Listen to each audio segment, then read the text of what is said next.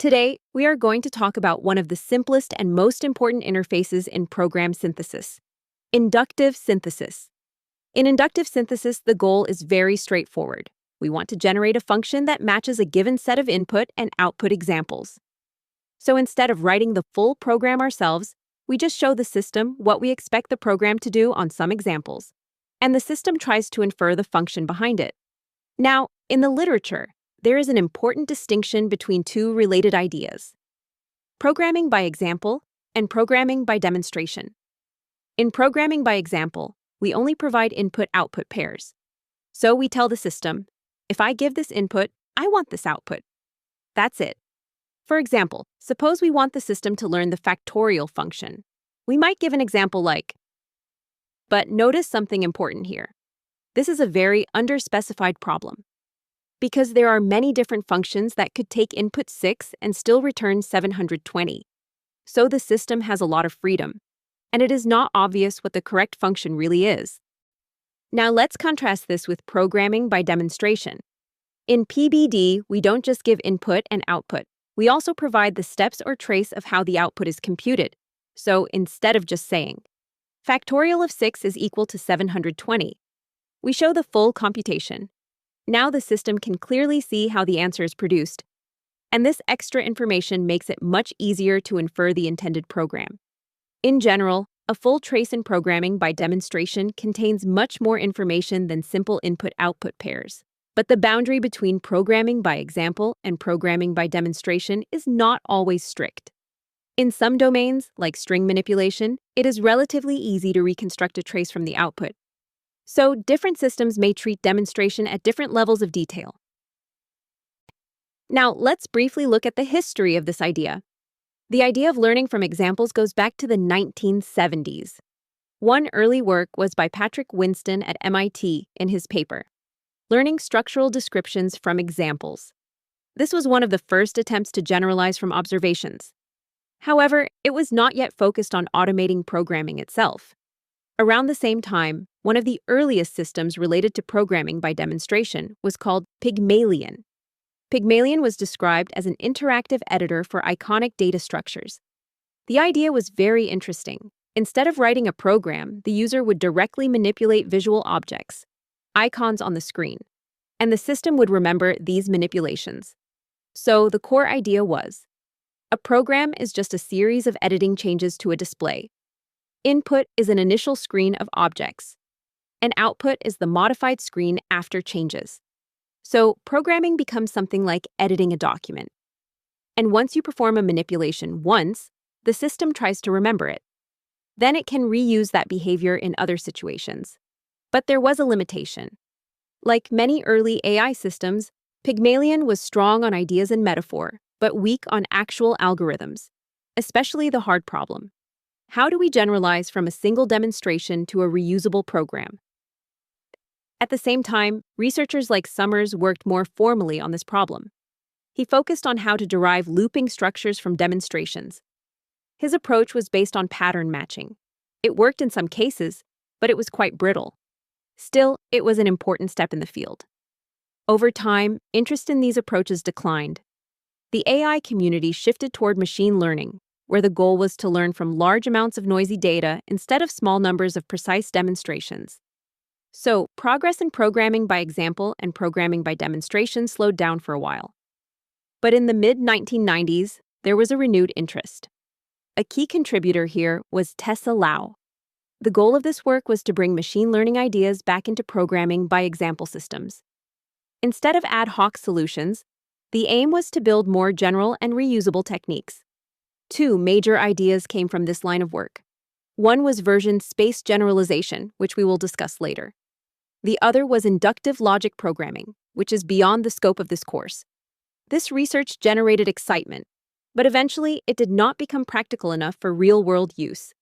Interestingly, just before modern systems like FlashFill revived interest in PBE, Tessa Lau published a paper titled, Why PBD Systems Fail: Lessons Learned for Usable AI. This paper described many of the reasons earlier systems did not succeed. Now let's step back and frame the core problem in PBE and PBD. There are two fundamental challenges. First, how do we find a program that matches the observations? These observations can be input-output examples, or richer execution traces in PBD. Second, how do we know that the program we found is actually the one the user intended? Because in both programming by example and programming by demonstration, the problem is fundamentally underspecified. There can be many programs that match the same examples. So, which one is correct? Now, in traditional machine learning, the focus has usually been on the second problem. The idea is to design models that either are very expressive, like neural networks, where many solutions can fit the data and we avoid overfitting, or are very restricted, like SVMs or Gaussian models, where the model cannot fit everything perfectly, so we assume some noise in the data. But in modern program synthesis and PBE, the focus has shifted. The key idea now is to carefully design the space of programs itself. Instead of searching blindly, we restrict the space so that it contains only reasonable programs. Then we search this space efficiently. This allows us to avoid many bad solutions from the start. At the same time, we still need ranking or scoring to choose between valid programs. Because even in a restricted space, the problem is still underspecified. So, the modern idea is, if we can efficiently search a large but well-structured program space, we are more likely to recover the program the user actually intended. Before we go any further, let's pause and think about an important question. What exactly do we mean by a program in the context of program synthesis?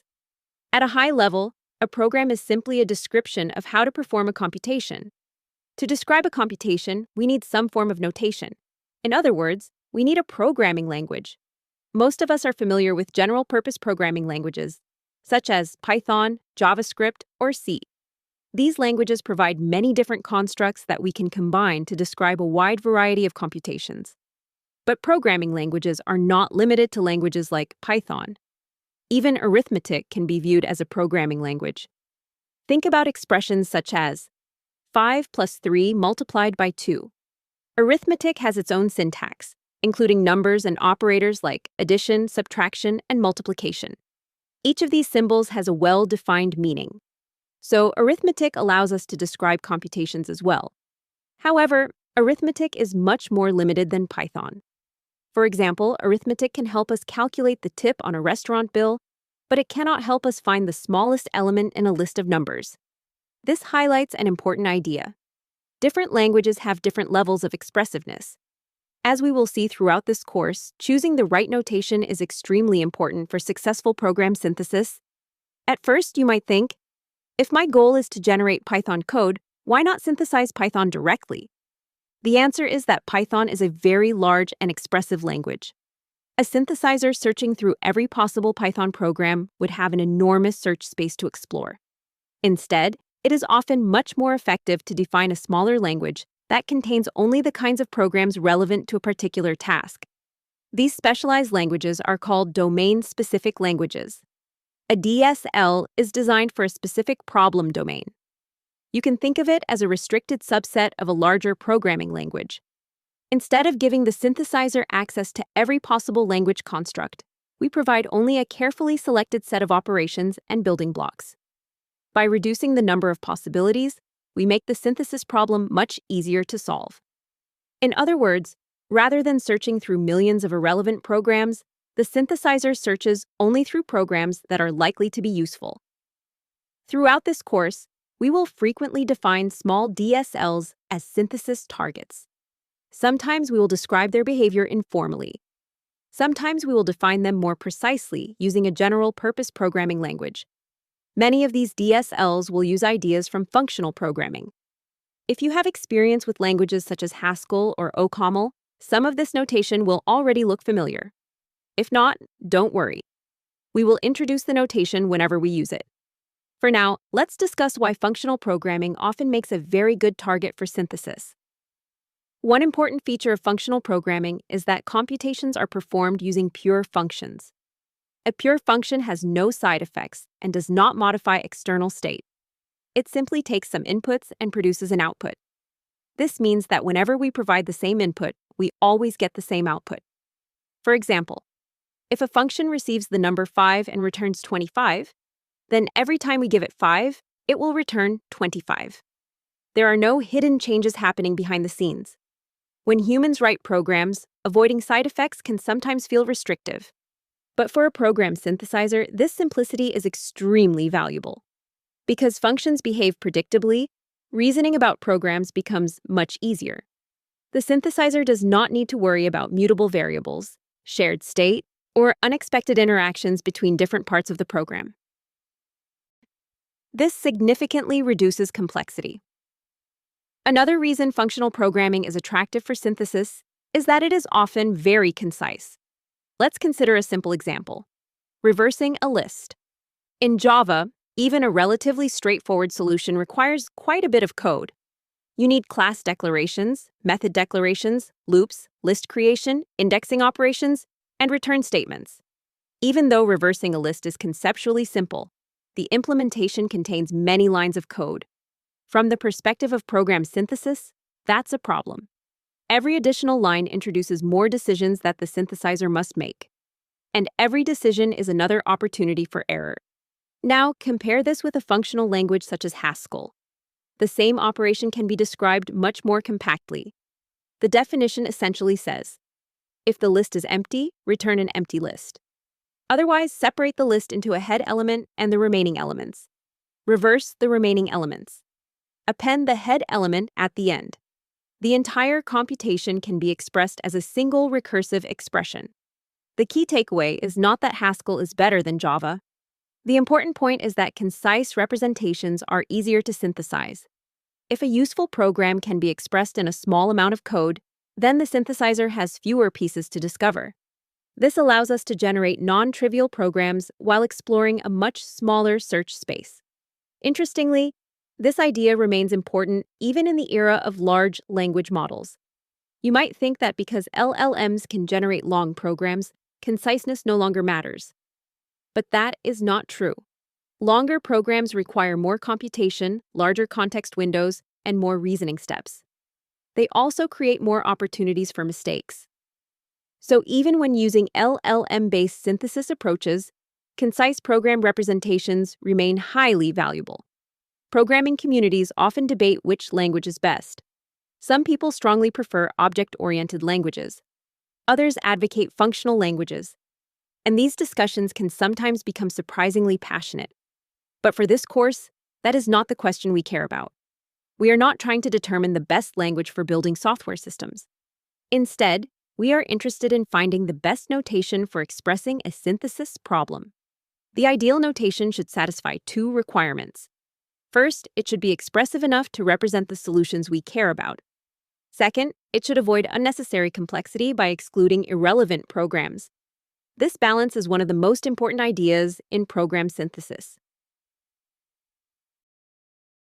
Now that we have discussed what a program is and why the choice of programming language matters, let's talk about another important question. How do we represent programs inside a synthesis system? When humans write programs, we usually represent them as text. For example, when writing Python code, we type characters on a screen and save them in a file. From our perspective, a program is simply a string of text.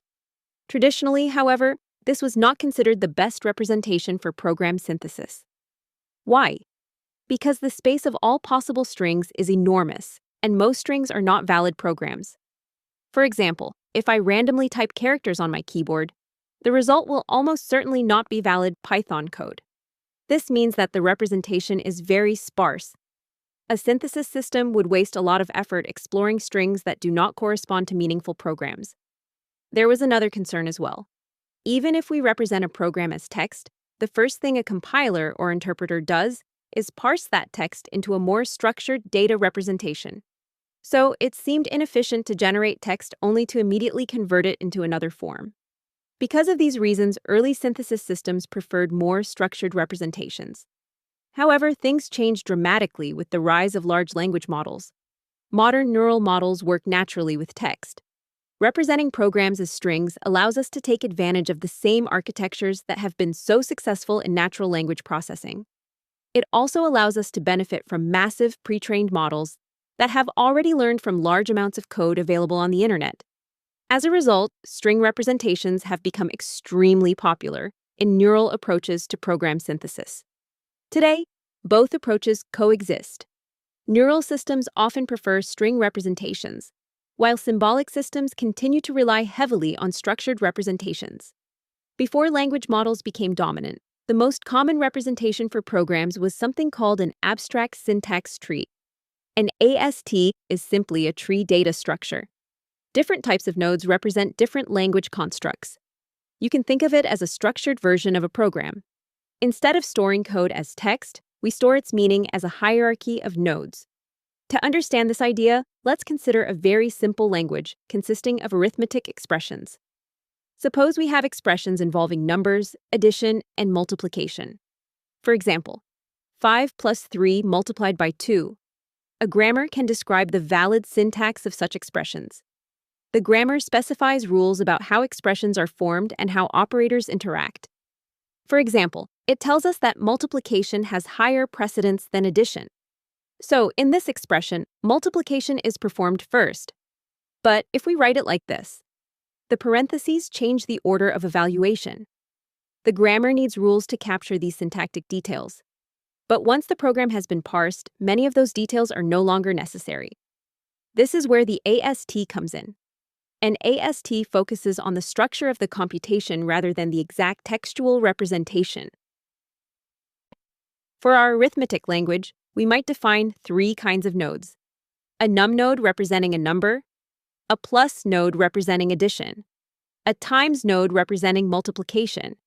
Each operation node contains child nodes representing its operands. Now let's see how this works in practice. Consider this expression. The AST would look something like this. A plus node at the top. The left child is number 5. The right child is a times node. That times node has num3 and num2 as its children. In notation, we could write it like this. Now, consider a different expression. This time, the AST would be this. Notice something important. The AST directly captures the structure of the computation. We no longer need parentheses to indicate precedence. The tree structure itself tells us exactly what should be computed first. This is why the representation is called an abstract syntax tree. It is abstract because it ignores details that are only important for reading or parsing the program. For example, spaces, parentheses, semicolons, or colons.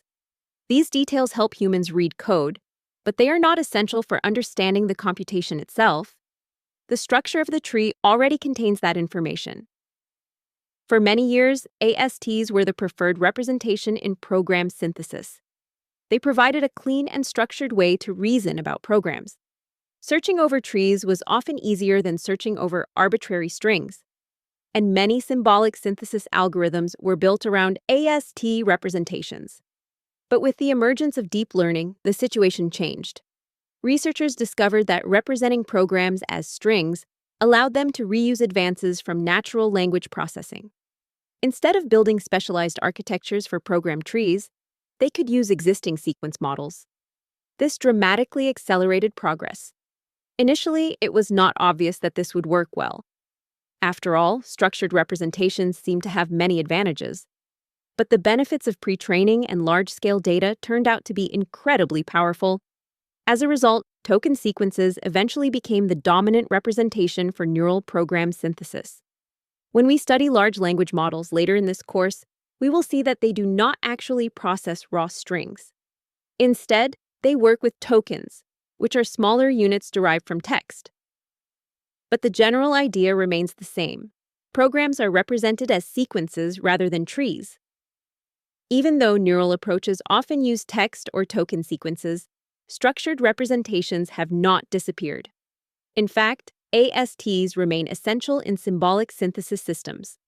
They provide precise program structure and make reasoning about programs much easier.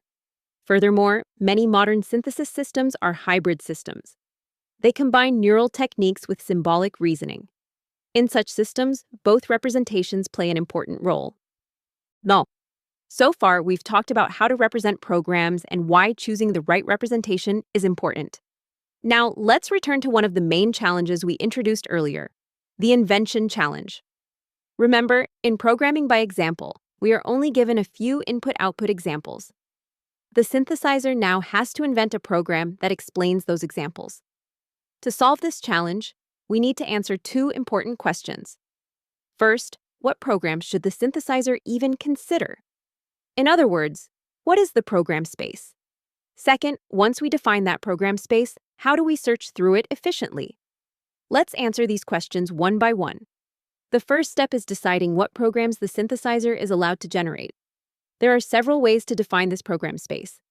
The first and probably the most common approach is to use a domain-specific language, or DSL. We've already discussed DSLs in the previous section. A DSL is a small language designed for a particular kind of problem.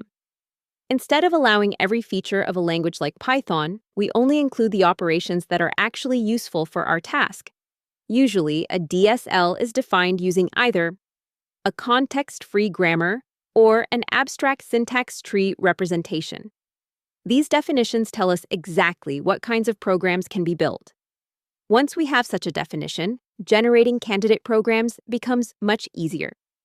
The synthesizer simply expands the grammar rules to produce different programs. We'll see later that this idea fits naturally with enumerative search, one of the most important search techniques in program synthesis. Another useful addition is a type system. The grammar may allow us to generate syntactically valid programs, but not every syntactically valid program actually makes sense. A second approach is called a parametric representation. Instead of defining every possible program using grammar rules, we define a program template with parameters.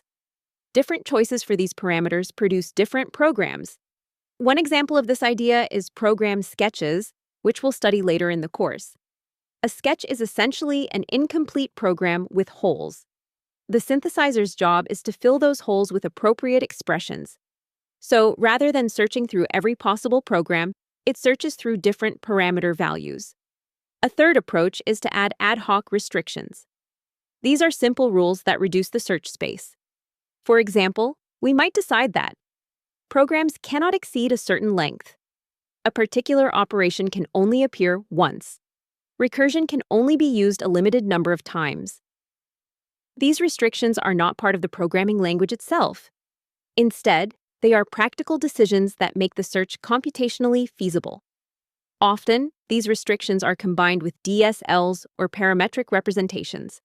No matter which approach we choose, the objective is always the same. We want the program space to be large enough to contain the correct solution, but small enough that we can search it efficiently. Interestingly, traditional symbolic synthesis systems can enforce these restrictions quite naturally. Neural systems, such as those based on large language models, have a harder time staying inside a predefined program space. However, techniques like constrained decoding and prompt engineering can help guide the model toward generating only valid programs. We'll discuss those techniques later in the course. Let's look at an example to understand why choosing the right program space is so important. Imagine we design a DSL specifically for processing lists. This language includes operations such as sorting a list, extracting a sublist, concatenating two lists, finding the first occurrence of 0, computing the length of a list, recursion, and a few simple arithmetic operations. Notice something interesting. Even though this language is much smaller than Python, it is still powerful enough to express many useful algorithms. For example, suppose we want to reverse a list. The DSL provides recursion and list concatenation, which are exactly the building blocks needed to write a reverse function. Now imagine we give the synthesizer this input-output example. If we searched over every possible Python program, there would be infinitely many programs capable of producing this output. But inside our carefully designed DSL, the situation changes dramatically. The language is restricted enough that the shortest program matching this example is actually the correct reverse algorithm. This demonstrates one of the central ideas of modern program synthesis. The better we design the language, the easier it becomes to discover the intended program. Now that we've defined the program space, the next question is, how do we actually search it? There are many search strategies. Let's begin with one of the simplest. The first strategy is called explicit enumeration. The idea is exactly what the name suggests. The synthesizer explicitly generates candidate programs one by one. Each candidate is tested against the given examples. If it matches all the examples, we've found a solution. Otherwise, we continue searching. At first glance, this might sound inefficient. And in the worst case, it certainly can be. The number of possible programs grows extremely quickly. So the real challenge is avoiding programs that clearly cannot be correct. Modern enumeration algorithms spend much of their effort pruning away useless candidates before generating them. There are two main styles of enumeration: bottom-up enumeration and top-down enumeration. In bottom-up search, we begin with the smallest building blocks. For example, constants, variables, and simple expressions. We then combine these small pieces to build increasingly larger programs. Eventually, we may construct the complete solution. Think of building a house. You start with individual bricks, then build walls, then rooms, finally, the entire building. For example, suppose our final program contains a function that adds 5 to every element in a list. A bottom-up algorithm might first generate this expression, then wrap it into a function, then use that function inside a map operation. Finally, combine it with a reduce operation to create the complete program. Everything is built from small components upward. Top-down search works in exactly the opposite direction. Instead of starting with small expressions, it starts with the overall structure of the program. Initially, many parts are left empty. You can think of these empty parts as blanks waiting to be filled. For example, the synthesizer may first guess that the solution has the structure, reduce with 3 missing arguments. Next, it determines that the first argument should itself be a map operation. Then it fills in the remaining details step by step. So the algorithm starts with the big picture and gradually refines it until the complete program is constructed. Whether we build programs from the leaves upward or from the root downward, the goal is the same. We are constructing an abstract syntax tree representing the final program. The only difference is the direction in which we build it. Although explicit enumeration may sound like brute force, we should not underestimate its effectiveness. Sometimes the simplest algorithms scale surprisingly well when combined with clever pruning techniques and modern computing power. As computer scientist Richard Sutton pointed out in The Bitter Lesson, methods that effectively leverage computation often outperform methods that rely heavily on handcrafted cleverness. We'll see several examples of this idea in later lectures. Now let's look at another family of techniques called symbolic search. The main difference between these two approaches is what the synthesizer keeps track of during the search. In explicit search, the synthesizer is always working with one or more partially constructed programs. It builds a candidate program, checks it, then moves on to another candidate, and continues this process until it finds a solution. Symbolic search works differently. Instead of storing individual candidate programs, it maintains a symbolic representation of the entire space of valid programs. Rather than exploring one program at a time, it reasons about many possible programs simultaneously. Different ways of representing this program space lead to different symbolic search algorithms. Two important symbolic representations that we'll study later in this course are version space algebras and constraint systems. We'll revisit both of these in Lecture 7. Let's understand the idea with a simple analogy. Suppose I ask you to find an integer value of n that satisfies this equation. How would an explicit search solve this problem? It would simply try values one by one. First, it might try n is equals to 1. That doesn't work. Then 2. Still not correct. It keeps testing values until it finally reaches n equals 7. At that point, it finds a solution and stops. Now let's solve the same problem symbolically. Instead of trying different values, we manipulate the equation itself. We divide both sides by 4. Immediately, we obtain n equals 28 divided by 4, which is 7. No trial and error is needed. We directly reason about the problem to find the answer. This captures the basic idea behind symbolic search. Instead of checking one possibility after another, we use symbolic reasoning to narrow down the solution space.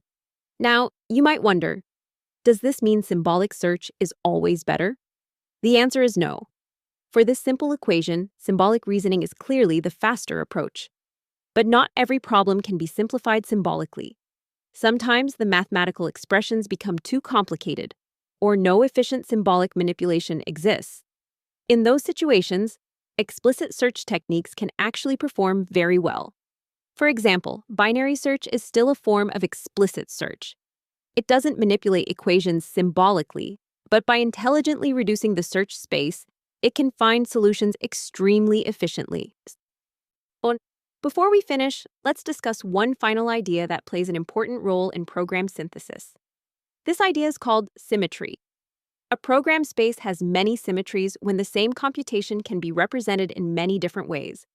For example, imagine this arithmetic expression. Depending on how we place parentheses, we can write this expression in many different forms. For instance, we can group the first two terms together, or the last two terms together, or group them in several other ways. Even though these expressions look different, they compute exactly the same result. For a synthesis algorithm, this creates unnecessary work. It may repeatedly rediscover the same computation in slightly different forms.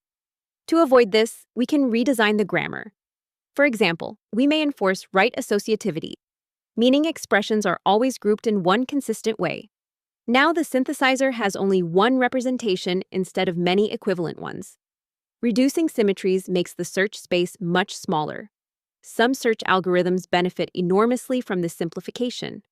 Others are less affected. So, whether symmetry matters depends on the search technique being used. So far, we've been thinking about programming by example in a very strict way. We give the synthesizer a set of input-output examples, and its goal is to find a program that matches every single example perfectly. But what if the examples themselves are not perfect? What if the user accidentally makes a mistake? Or what if the examples come from noisy, real-world data? In those situations, insisting on an exact match may not be the best strategy. This leads us to another way of thinking about programming by example, a probabilistic view. Instead of asking, which program matches the examples exactly, we ask a slightly different question. Which program is the most likely to be the correct one, given the evidence we have? This small change gives us several important advantages. It makes the synthesizer more tolerant of errors. It allows us to include prior knowledge about what kinds of programs we prefer. And it provides a natural way to combine learning with program synthesis. This probabilistic view is based on Bayes' theorem. If you've studied probability before, you've probably seen Bayes' theorem used to update our beliefs after observing new evidence. The same idea can be applied here. In program synthesis, we start with some evidence. Usually, that evidence consists of the input-output examples provided by the user. Our goal is to compute the probability that a particular program is the correct one after observing this evidence. In other words, given these examples, how likely is this program? To answer this question, Bayes' theorem combines two important ideas. The first is called the prior probability. The prior represents what we believe before seeing any examples. You can think of it as our initial preference over programs. For example, we might believe that shorter programs are generally better, simpler programs are more likely, or programs that use loops are preferable to programs with many repeated statements. These preferences form our prior. The second idea is called the likelihood. The likelihood measures how well a particular program explains the observed evidence. If a program produces outputs that closely match the examples, its likelihood is high. If it behaves very differently from the examples, its likelihood is low. Bayes' theorem combines these two pieces of information to produce something called the posterior probability. The posterior answers the question, given the evidence, how likely is this program? So, instead of searching for any program that satisfies the examples, we search for the program with the highest posterior probability. Interestingly, the programming by example framework we've been using so far is actually a special case of this probabilistic formulation. In traditional PBE, a program is accepted only if it matches every single example perfectly. If even one example is incorrect, the program is rejected. From a probabilistic perspective, this simply means programs that match every example receive a likelihood of 1, and every other program receives a likelihood of 0. So, traditional PBE can be viewed as a very strict version of the probabilistic framework. One major advantage of the probabilistic approach is that it can naturally handle noisy or imperfect data. Imagine you're collecting examples from a user. Perhaps the user accidentally enters the wrong output for one example. Or maybe a measurement contains a small error. With traditional PBE, even a tiny mistake could prevent the synthesizer from finding the intended program. The probabilistic approach is much more forgiving. Instead of assigning a likelihood of 0 to every imperfect program, we can simply reduce its probability. Programs that make only small mistakes are still considered. A good example is an off-by-1 error. Suppose a user accidentally enters 99 instead of 100. Traditional PBE would reject every program that doesn't produce exactly 99. A probabilistic synthesizer can recognize that this may simply be a small mistake and still favor the intended program. This introduces an interesting trade-off. Sometimes a slightly imperfect but very simple program is more likely than a perfectly matching but unnecessarily complicated one.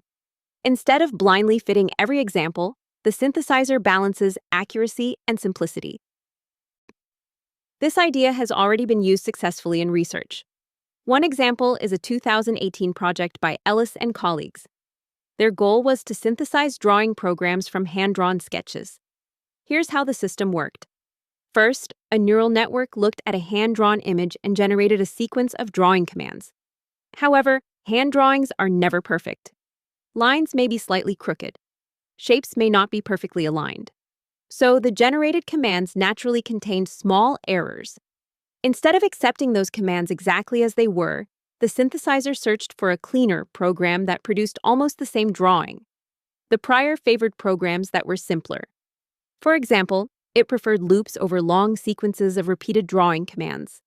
It also avoided unnecessary special cases whenever possible. The result was a much cleaner and more compact program. Even if the synthesized drawing differed slightly from the original hand sketch, the final program was simpler, more general, and ultimately more useful. This is a great example of balancing program simplicity against small errors in the observed data. Another interesting advantage of this probabilistic framework is that it can handle situations where we only observe outputs. Normally, programming by example requires both inputs and outputs.